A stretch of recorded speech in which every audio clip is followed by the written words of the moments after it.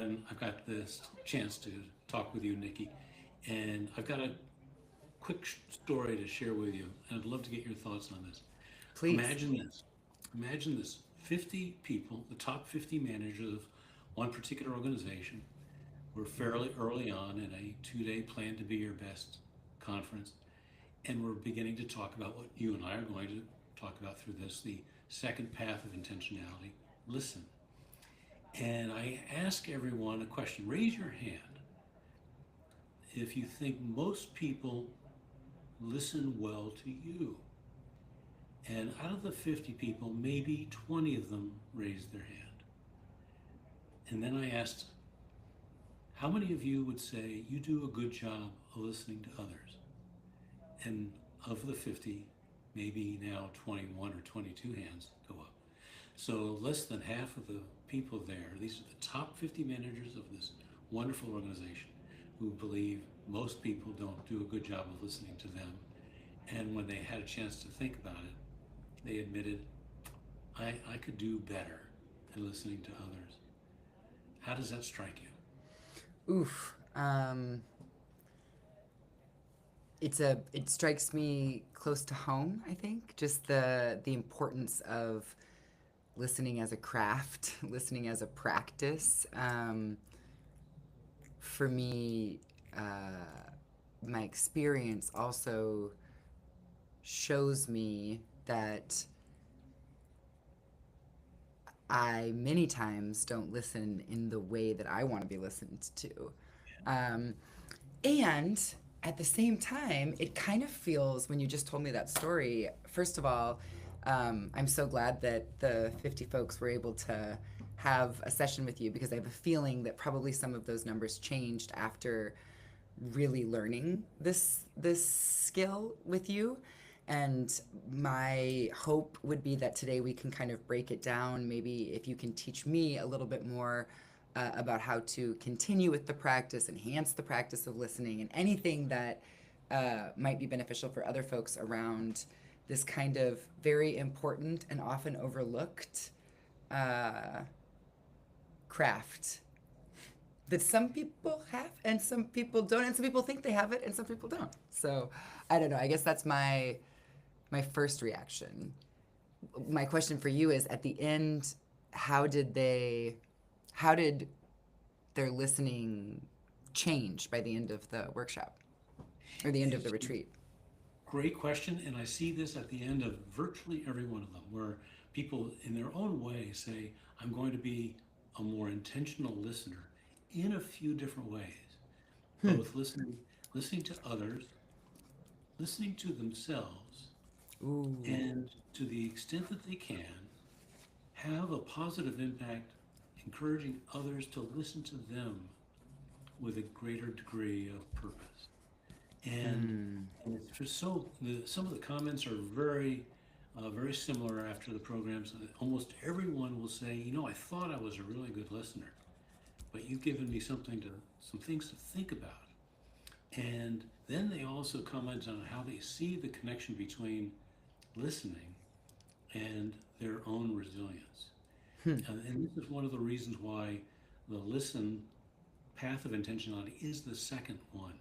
It's very personal, and it's the kind to give us a lot to think about and to listen through, and we'll get into that. And uh, some people will say they're quick to say this, and then I'll pause and introduce you, Nikki. They're often quick to say, when I'm listening to others, I'm often thinking about what my reply is going to be, as opposed to giving someone else my complete attention. And the same can be often said for the way we listen to our own internal conversation, listen to our thoughts, listen to our feelings, listen to the patterns that we see within us, listen to our bodies. So for those of you who are joining us, thank you so much for being here for what I think you'll find is going to be a uniquely positive and encouraging conversation regarding resilience. Nicki Mollet is here again. I always so look forward to our monthly Plan to Be Your Best Live conversations because our conversations are always so rich, Nikki, because of what you bring to us. I think it's the welcome. combination, but I appreciate that. Very good. And so as you're joining us, think through as you can about the way you listen to yourself, how you listen to others, and even what doors you might see opening up in terms of how you can have a positive influence on the way people do what those of us in pain or carrying a tremendous amount of pressure would value so much more, and that is others listening to us more intensely, more compassionately. So it's interesting, they often say that thought. I spend so much time as I'm listening to someone thinking about what I'm going to say to someone else in reply, as opposed to giving that person so much attention that they not only can say and repeat back to them what they just shared, but even listening so intently for what's not being said. Yeah, I love that you mentioned that piece. And there's always things, feelings, thoughts, dynamics that are not being said. And there's something to be said for one of the I think most powerful facets of being more purposeful with our listening is that when we're listening to others, they react in a way where they see, all right, this person's really listening to me, and they open up that much more. It's the authentic experience, right? The perceived vulnerability that's safe, right? Right. Exactly. So I love this topic so much, and I think that it's a pleasure. I think one of the reasons why I enjoy speaking with you and why we have developed our relationship is the joy of listening and being able to be in emergent conversation where I get to practice what it means to hold space for how you feel, what you believe, what you know, what you don't know, and I can hold that for you because I know that those are the things that I'm listening for. And I'm gonna go back a little bit because like when so my background is I'm an educational consultant, so I have a background in I would say educational philosophy, but actually ran schools and worked at the systems behind the way that we learn. And I think that in order to actually be able to listen, we need to know what that actually means. What are we listening for? How do we do it? And it's not a stupid question. And we kind of assume that we all know how to listen, and that's where I come in. Maybe we don't know how to listen. Maybe we didn't have listening modeled to us, right? And so when I work with clients or students or districts, it's really, really interesting to watch or to ask or to be curious about how we listen to one another and what that says about the system's overall success, right? And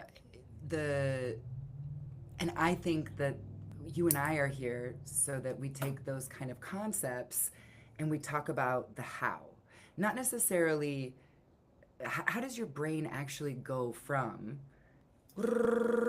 thinking about what you want to respond to the person to following a different format that creates a container where you can put information about another person. Because if you don't have that container, you might be a little squiggly brained like me, and that it's when you listen, if you don't have a container to put the thought, it can kind of distractions or it can kind of go away. So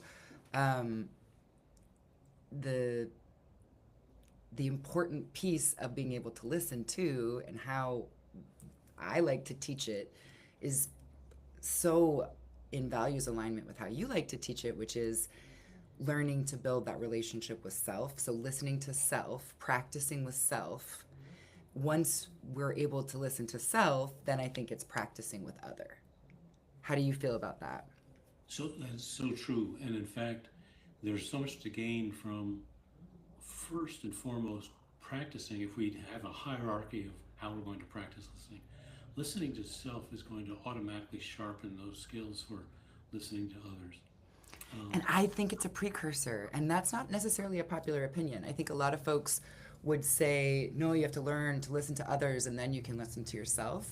But I disagree. And it sounds like, or it looks like you might disagree too. Do you, that I'm you with might, yeah, that you also think it's important to listen to self first. But how did you, Rick Cram, teach yourself how to listen to yourself? Like, let's go back to the origin.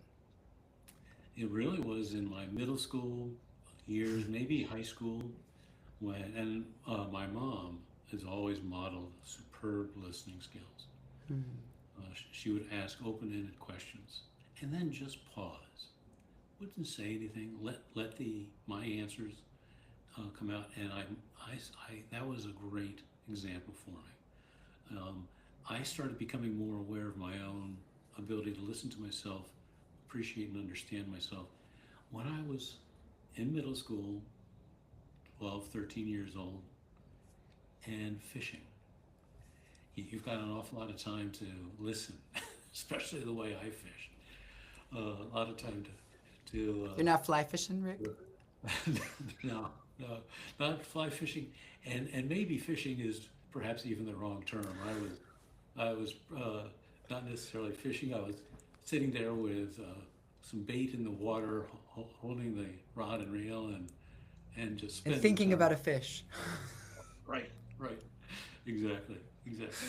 That's awesome. So I remember there's one particular rock in the west branch of the Saugatuck River in Weston, Connecticut, where I stood. It was my rock for fishing. It's at the bottom of a raceway, and there were always largemouth bass waiting to see what small fish might come down the waterfall. And it was my place to stand and spend time with myself and listen to myself. And there was a place of serenity.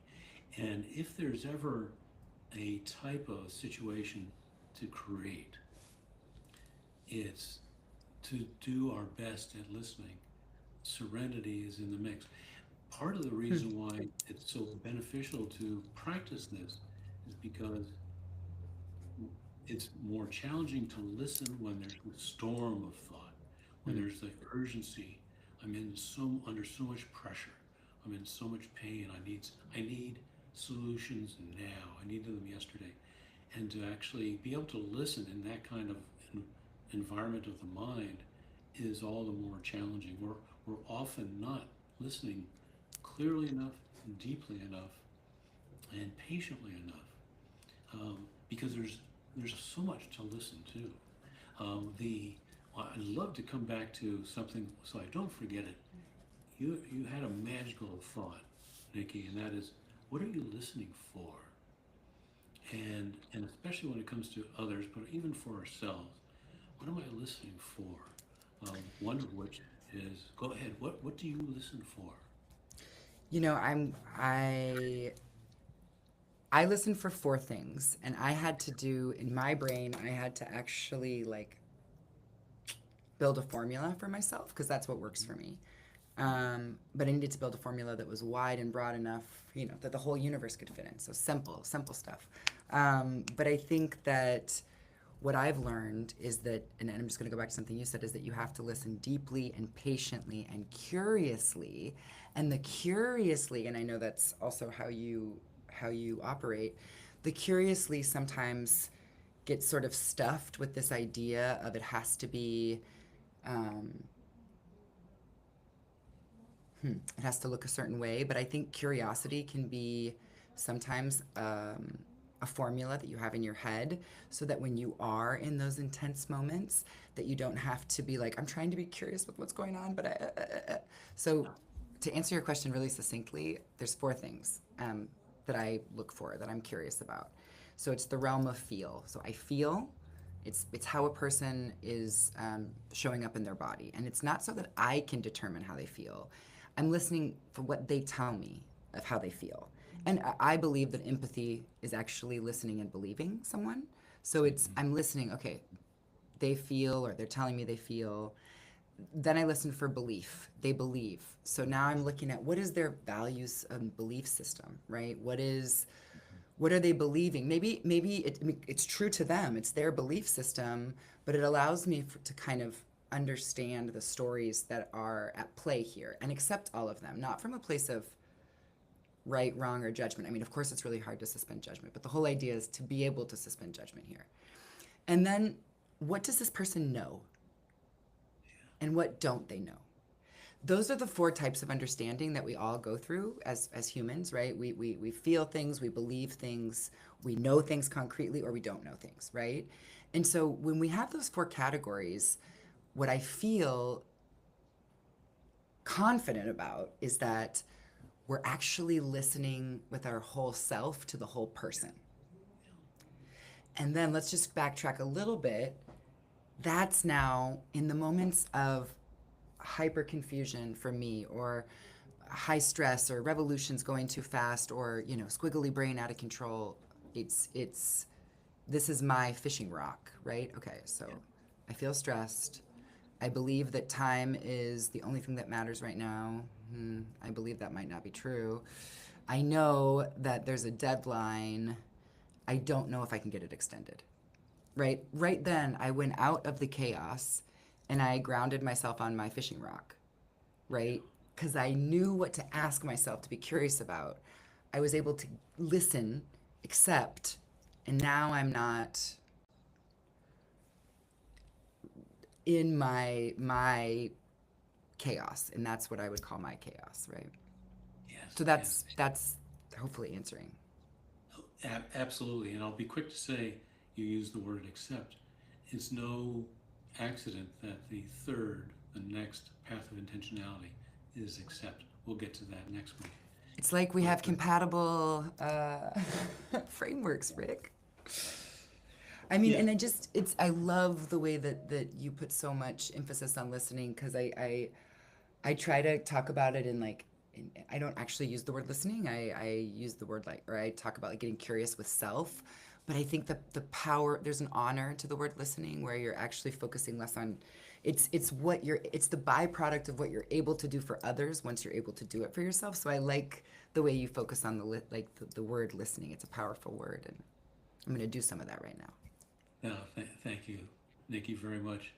For those of you who are carrying a lot of pressure, or for those of you who are in a tremendous amount of pain, give yourself, as Nicki was just describing, the honor to pause, to stand on a rock, stand on the strength of your resilience, the strength of your positivity, which is a sign of your character and a sign of how resilient you are, and listen all the more to do this, two things. What do you need?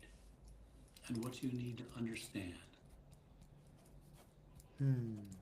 Take some time to do that. As usual, I'll be putting in the description, and wherever you see this video, there's going to be adjacent to it a link to the 3 steps of resilience worksheet. And you can actually download that for free and use it to actually practice the steps that we're describing here, to pause and listen more intentionally than you have before. It's basically based on the idea that if the level of pain must be matched by the level of intentionality, one of the ways to be intentional is to listen with greater purpose. There's a lot to be gained from it. And now I'd like to add one more thing to listen for, Nicki. Please. Especially when it comes to, I know you coach leaders, and this could be an interesting sort of pivot regarding listening and what leaders might make the most of when it comes to listening to others. What if they listen more for the other person's personality type? The reason I ask that is because if communication, and listening is part of communication, communication is about moving people, creating more connection, and creating the ability to communicate more effectively. There's a lot to be gained from when we listen for someone else's personality. I particularly, Littauer, the book by Ms. Littauer identified 4 particular personality types, made it much more easily done than Briggs and so forth. The idea of simplifying it and using it more so to strengthen the way, strengthen the way we listen. I listened. I had I'm no listening. chance but to listen to that, but now I'm listening to what I need, and I what I need is to make this point because I'm so eager to share this. I found there's a tremendous amount of there's a tremendous amount to gain when we understand someone else's personality. For example, one type of person, and especially when we're talking about leaders, some leaders really like to know the process. How are things going to get done? There are 3 other types in general, and we all have some of these qualities in us. Some leaders like results. I just don't really care how it's done. I want results. Some leaders like to inspire, and therefore they like to be inspired. Other leaders like the social interaction. And the more we listen for, and as you're describing, have a space in the bucket to say, I'm hearing someone say, I really, and what matter, how are we going to do this? And therefore that opens up the door to communicate to them in a way that's going to resonate with them by saying, let me describe the steps that we're going to take that'll answer your question of how. Or that I person love who, that. yeah, this is really powerful. I found it Yeah. amazing. Um, it strengthens teams. And it Mm-hmm. strengthens the ability for leaders to understand their teams. And And operate from their zone of genius versus their zone of struggle, right? Or the zone they don't feel the best in, right? And I love that you did the same. You you know you don't have to categorize people, but if you listen, you can hear: is this a process oriented person? Is this a results oriented person? Are they end of the rainbow thinker? Are they looking to, do they want to be inspired, or do they need the social interactions of teamwork? right. So what if, for example, a leader Wow. understands half the team are the types that tend to be more the social type. So they can talk in terms of how rewarding it is going to be to work through this project together. We're going to have fun together. We're going to be able to get to across the finish line and celebrate together. If someone who is bottom line oriented, it can be more efficient and say, we're going to succeed in this. We've got a plan. And and people connect more. Other people will listen to us more when we're able to speak their personality language. What a great point. Do you think that it's it's wise to sort of develop literacy around all of the types of ways we can influence? Because I think this would be, I don't know, I think a lot of times clients tell me like, ooh, Nikki, I need to really influence my team. And I'm like, awesome. What are we doing for that? And this seems to me like a perfect way to help kind of measure influence, right? And You know, it's a by way of giving you what to listen. right, exactly. It gives us a form of measurement. It gives us tools to let communication do what it does best, that is, create connections and moves people. How about this? When we get together on April 8th for Behind the Work, Mm-hmm. how about we include a little bit of time and maybe some resources people can gain to basically understand those 4 different personality types, how to listen for them, including a worksheet where they can determine where in those 4 grids, those 4 personality types, where they fall in. Mm-hmm. And even that exercise alone will help others, even when people understand better their personality type in the way they prefer to be communicated with, that they in turn will be able to immediately apply that to members of their team, their leaders, and so forth. Oh, that sounds so fun. And would you be willing to share with us? I think I know. I think I have a guess of what your personality type would be. Um, but would you be willing to share, or do you want to wait until we're behind the scenes? I'll No, definitely let's share wait. that. Okay, no, share, share, share. All right. Um, No, share, share, share, because I think it'll be fun. Because what I would love to do too, then, behind the scenes, we can kind of show how you and I have used different, communicative strategies with folks in those different areas. well, it actually is a fun exercise. And just going through the exercise, people get to know themselves and others more. So there's always laughs that come out of it, a little bit of surprises. Okay, I'm I'll gonna write share. down what I think you are. I'm gonna write it down on this Okay. piece of paper. Oh, very good. Very good. Okay, and then perfect. Okay, I've got it. Excellent. And do you have mine? Do you know what mine is?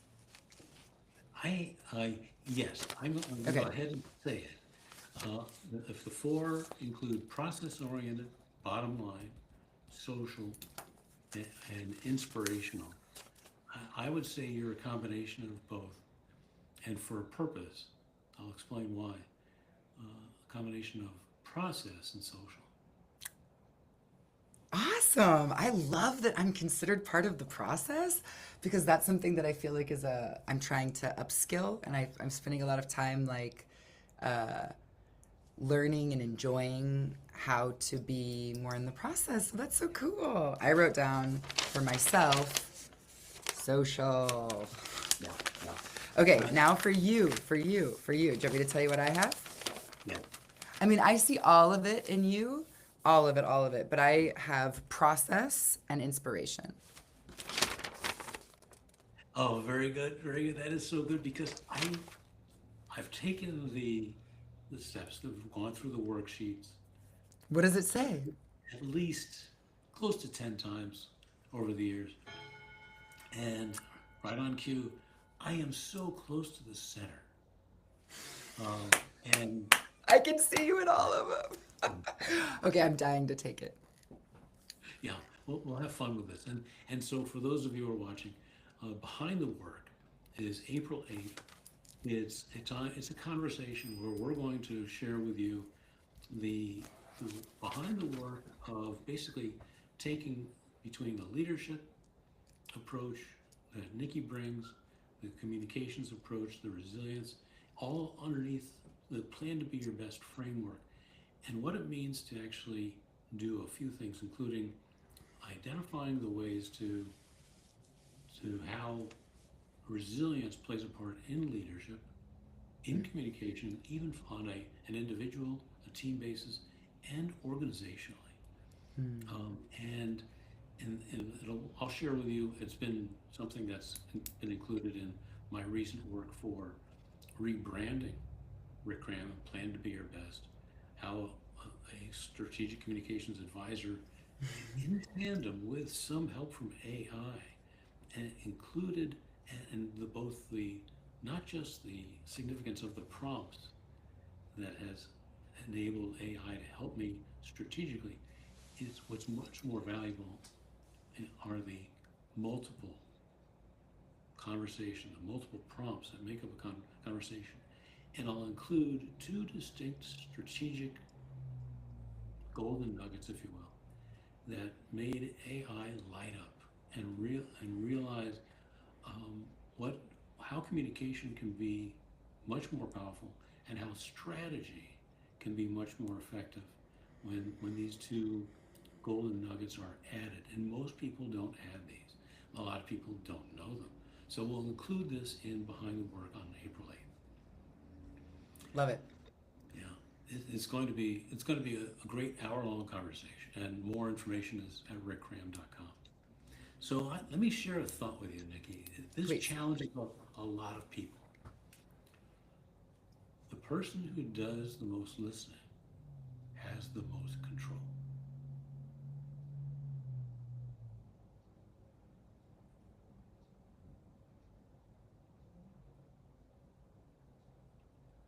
let me describe this. If someone's doing the most listening, the first person they have the most control over themselves.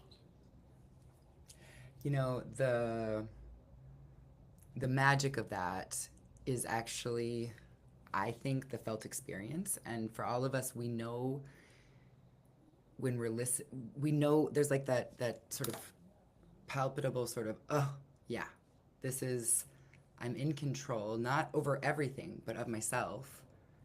I know what's happening. And I know we're going to talk about acceptance, but it's real. And I can not only understand what's happening here from a whole humanistic perspective, knowing my feelings, my beliefs, what I know, what I don't know, right? And to be able to quickly address what I need, right? And to be doing that simultaneously with you and those around me in the group, that adds layers that we need in community collaboration and in community success. And you know, a business is an example of that. So true.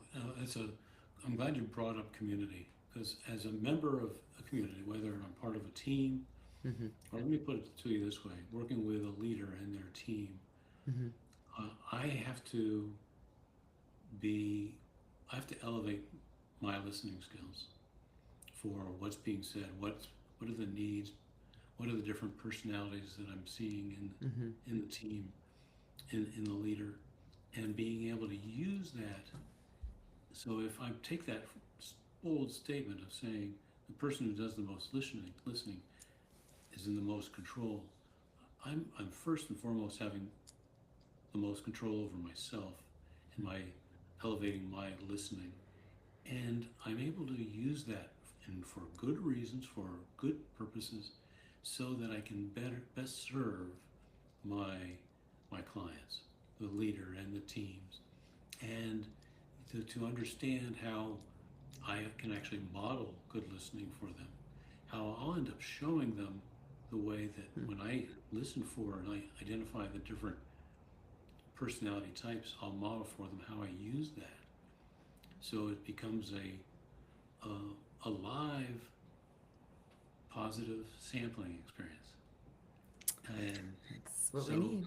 yeah, right. That's what we need. That's what we need. If I may, for those of you, and actually, if any family or friends are seeing this before I've shared the news with you, I was just in the hospital for 3 nights. I had a stroke last Saturday night, and it was on one hand an exercise of being overwhelmed with something scary, but also an exercise in my listening to myself, what I physically was experiencing, what emotionally how I'm reacting, mentally how I'm reacting to something odd. The sensation was, and still is, my left leg, because of the strokes, basically 3 mini strokes, a stroke shower.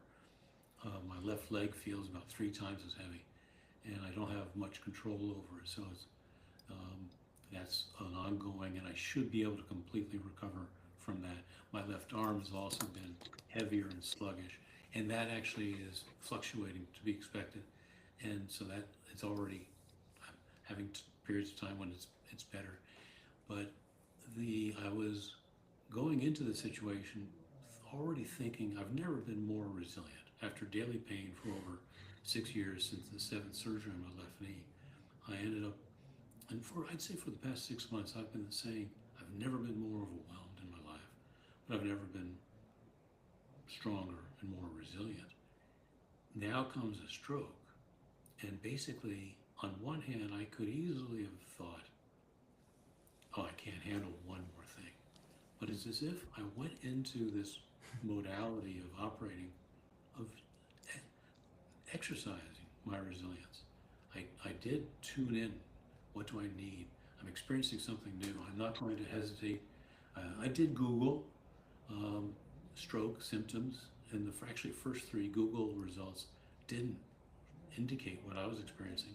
The next one, they basically did. So I called 911, and I certainly thought, as I was listening to myself, I don't want to disturb the ambulance crew when there's a certain neighbor of mine who has needed to call 911 periodically, and there's the ambulance, there's the fire truck, there's 3 or 4 police cars, and I didn't want that, but I knew I needed to get a sense of some kind of care and understanding what's going on. And as I went through the 3 nights in the hospital, I was constantly in tune with what are my thoughts and what am I feeling? Well, how do I need to care for myself in real time? And I noticed shifts in my thinking and feeling. It was a journey. Um, all I don't, there. It was also a reminder of one of the most important healthcare lessons I've ever had, Nikki, and it has to do with listening. Um, I've found going through surgeries 4, 5, and 6, and it's been proven ever since. There's something I do to listen that always means I get better health care. And it's basically this. Virtually every nurse, every person that I talk to, when it's appropriate, I ask, how did you choose to go into healthcare? So automatically, the focus isn't on me. The person who's caring for me sees my willingness to show interest in them. Think about the people in healthcare. They're taking care of people who are in there overwhelmed and thinking only of themselves, and sometimes what's communicated and behavior can be very, very challenging. Mm-hmm. One particular woman down the hall from the ward I was in was probably 4 or 5 times a day screaming for minutes on end and very disruptive. And so when the nurse comes in and I ask, so what's your story? How did you choose healthcare? Completely changes the dynamic. And I've found that I always get better healthcare.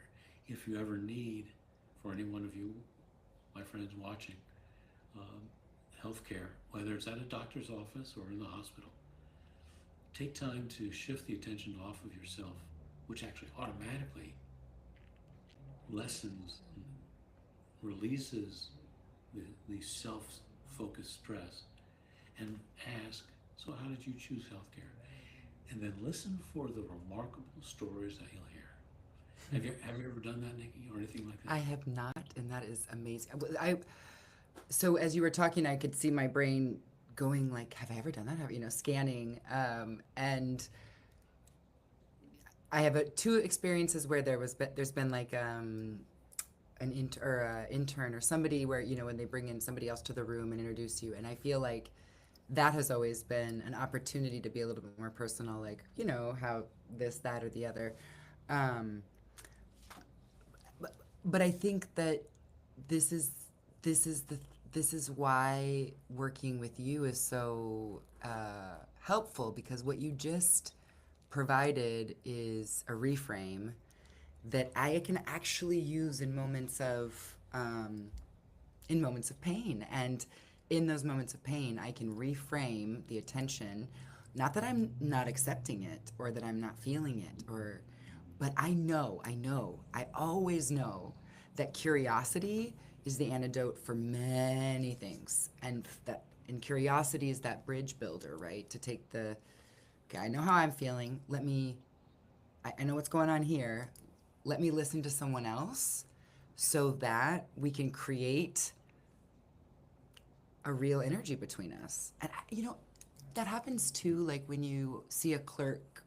I see you. Yeah, I'm sure it happens to you, Rick, when you're at the supermarket or a gas station or somebody, and you say to someone, how are you doing? How is your day? And it's the real question versus the social nicety. But I love your question because it's a step up. It's even more intentional, and I would love to. I have a few healthcare appointments coming up, so I will report back. That's a thank you for that actual real life tidbit. I think those of you that are practicing these listening skills, these are great ways to know what to listen for, how to listen to yourself, and how to create those moments to listen to others by asking a question. I can't wait to know what you experience, what you discover when you ask that. I will. I feel so much gratitude for having that perspective. So thank you so much for sharing it. Really simple and powerful, I imagine. What I love, and I'm speaking of taking action, I want to just take action and double check to see if there are any questions, and we're here for you, whether it's during this live time or even with the recording. Share your thoughts, share your questions. Nikki and I are here for you, and we're very curious to know what listening has done for you. What is it about listening to yourself or others that you find challenging? What Nikki and I are committed to, and one of the reasons why we're working together is because what we have in common is the desire to have practical, actionable solutions, and so that it makes a difference for you.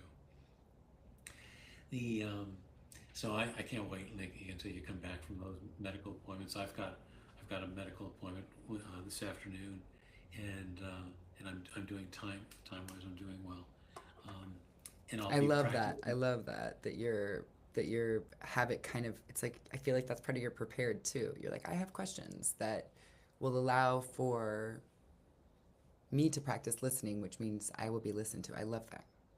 Right, right. One of the challenges that people that I know who are on a journey with adversity, one form of pressure or pain or another, is the concern over how well or how there's a lacking of the way they're listened to, Mm. um, whether it's a medical appointment or family and friends and so forth.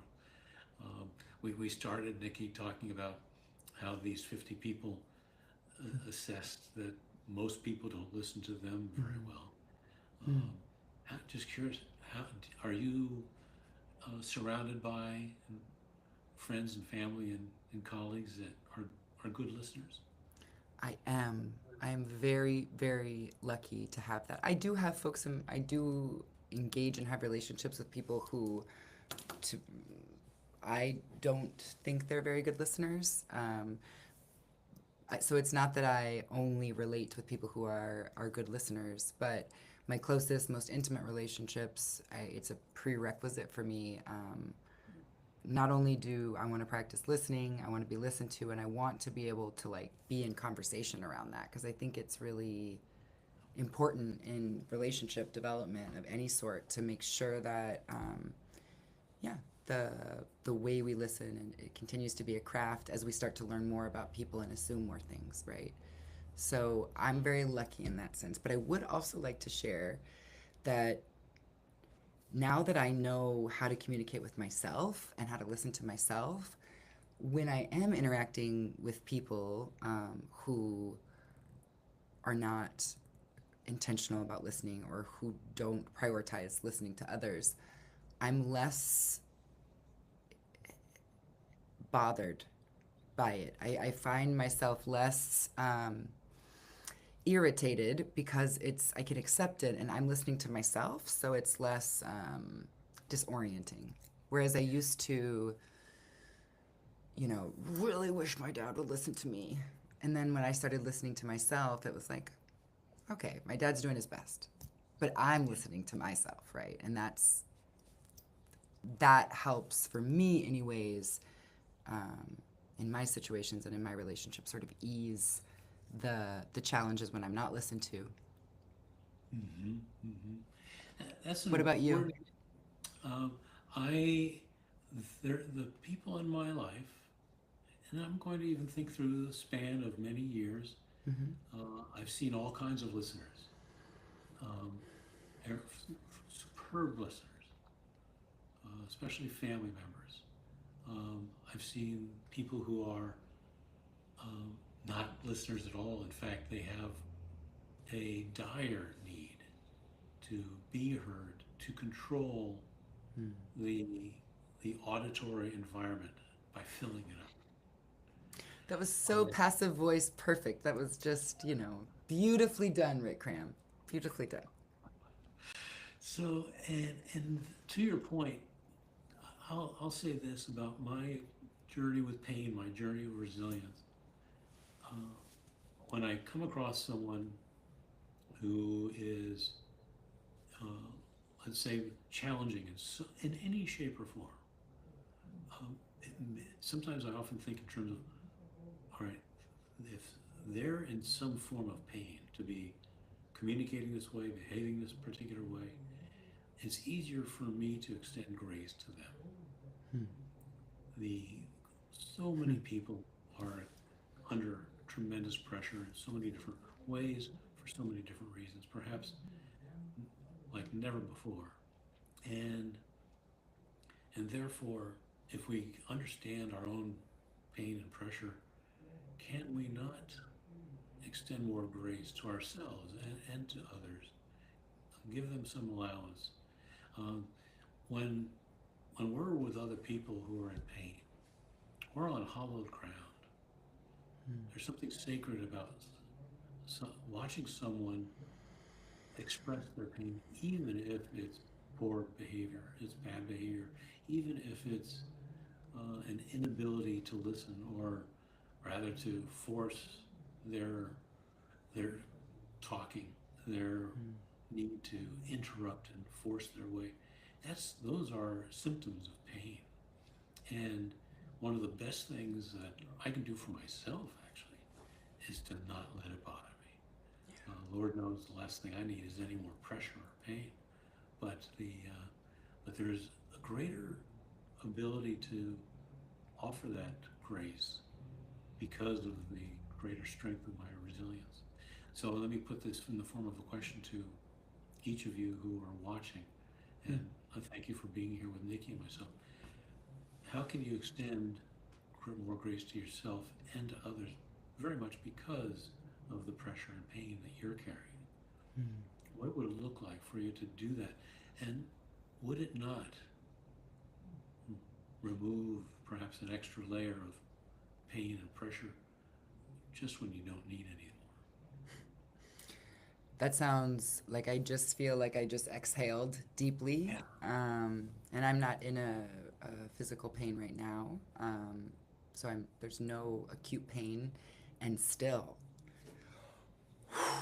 the permissioning around listening to oneself and finding that energy to take care of oneself is so regenerative. Oh, there's that word regenerative in two ways. That is regenerative. It's a permission that takes layers off Yes. for yourself, as well as regenerative for what you can do for others, which is That.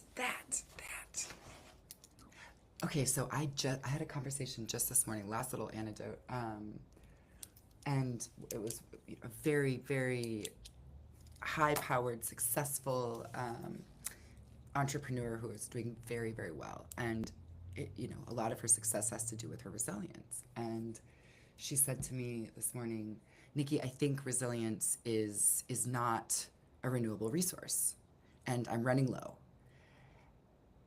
And I looked at her, held her eye contact. I said, I believe you that you're running low. I believe you that you're running low, and I believe that you believe this, but I don't believe that resilience I think resilience can be regenerative if we reframe and make choices. And it was interesting because I could see the sort of wheels turn, and she held that tension, and then she looked back and she was like, how? And I said, that's not for me to answer, right? It's for what is the thing that regenerates. And what I love is the question that you just posed to the health professionals. That's a beautiful example. Curiosity can regenerate the focus, right? It can regenerate the resilience. Listening can regenerate resilience. We're starting to tune into regenerative practices. And burnout's real, and sometimes we can't access regenerative practices, and my client is amazing regardless of whatever her belief system is. And yet, I think I asked her to get even more intentional with her regenerative processes that will only allow her to have higher impact with more people. Bravo. That is so good. You handled that exceptionally well. And let me phrase it this way. Another way to think of regenerative is to re-energize. Her resilience is always there, Yeah. but whether burnout or any form of exhaustion, it's a matter of energy. Yes. And that's one of the benefits of each of the different 8 paths of intentionality. More energy comes from it. What you shared with her was true wisdom. And there's wisdom, there's energy that comes from wisdom. So Thank you. that was, you handled that exceptionally well. We should all model you in that way when someone, and Lord We all knows, can. It's not, you don't have to, yeah. But it feels, we all know that sometimes it feels like the resilience cup is absolutely empty, but we always have that little pilot light, the little right, resilience inside. And we need folks to hold containers for us. We go back to the very beginning, right? Listen to someone, you're holding a container, you're setting up a fishing rock, right? You're giving a person a space to have feelings, beliefs, to have truths and facts. That is, you know, celebrating humanity regardless of what the other person, I mean, that, like you said, when you're with someone in their pain, when you're listening to someone, it is hollowed ground. I had goosebumps when you said that, and I appreciate that. the the thought of when anyone says, I don't think I've got the resilience in me now, but however they might express that, I'm overwhelmed, I'm at my wit's end, um, I, I'm exhausted, and I'm not sure how much more I can take of this. Included in that is a lack of hope. And part of the roles that we play, Nikki, are to let others know that we're here for them, to hold their hope, even if it feels too heavy for them to hold for some amount of time. It will come back. And if It's there's, like midwifing the hope through the through the challenging, rebirth. and that's part of the human experience. There's no, it's just an honest, it's actually something to listen for. In effect, by virtue of our listening to you share that story, we listened to and heard an example of what it's like for someone to express some doubt about their own resilience, some maybe some degree, it's a strong word, but some despair, um, some lament, and that that means to listen to that is, just as you said, it's sacred ground, it's hallowed ground. That someone even shares it with us, shares that with you, then we can, by virtue of listening, we can understand and therefore know what they need and know what we can then in turn communicate. How we can be, uh, can how we can share messages that include encouragement, that inspires hope and sparks energy. Yeah, completely. Um, yeah, the way that our language and our clarity around our language, the language that we use can indicate so much. When we can kick into a resilience, where we can use a resilience tool, like just like you said. When I think I'm ready to give up, that's the sign that I'm ready to grow, right? When a person who's having a child says, I cannot do it anymore, that's when the midwife knows it's time.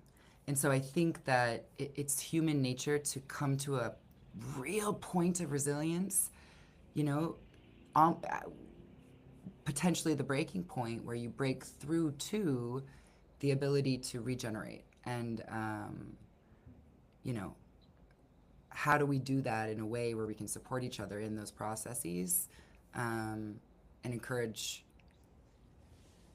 the bravery to go through those processes as well? And it's meant to be done with the we, just as you said. Yes. Agreed. Yeah. Agreed. You're the best. Ah, you're the best. This was so nice. What a wonderful way to start a Friday in Southern California. It's going to be a good one. We still have a couple of feet of snow here on the ground in Massachusetts. I love that. I feel like we're like giving the United States a big hug. You're bringing the snow. I'm bringing in the sandy beaches. Yes, exactly. So I always want to say, I'd love to know what you got out of this. Share with your notes, thoughts, reach out to us individually, or share it in the thoughts on YouTube or wherever you see this posted. What did you gain about this second path of intentionality? Listen. And perhaps most of all, we hope that you got something that helps show that your best is greater than the pain. Yes. So, Nicki, thank you so much. I'm already looking forward to next month. We'll talk about the third path of intentionality, accept, which you've already mentioned so fittingly. Yeah. I love it. Thanks, Rick. Thank you so much, Nicki, and thank you all. Take good care. Yeah, thanks everyone. Bye.